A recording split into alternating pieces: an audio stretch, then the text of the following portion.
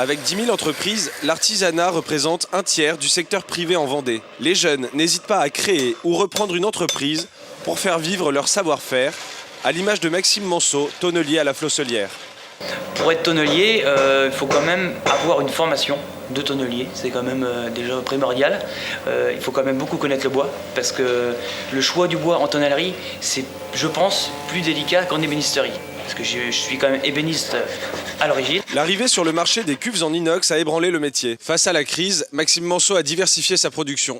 Du jour où j'ai repris l'entreprise, on faisait que du fût, on va dire professionnel, de 10 à 220 litres, pour justement le vin, le cidre ou le calva.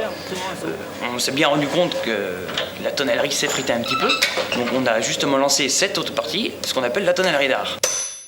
La tonnellerie d'art demande de la créativité. Le tonneau est détourné de son usage traditionnel à l'image de cette table basse.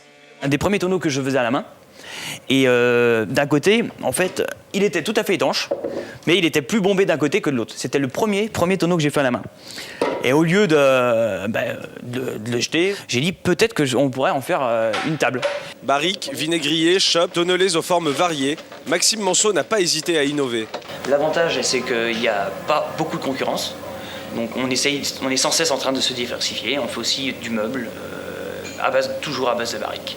Donc moi j'y crois.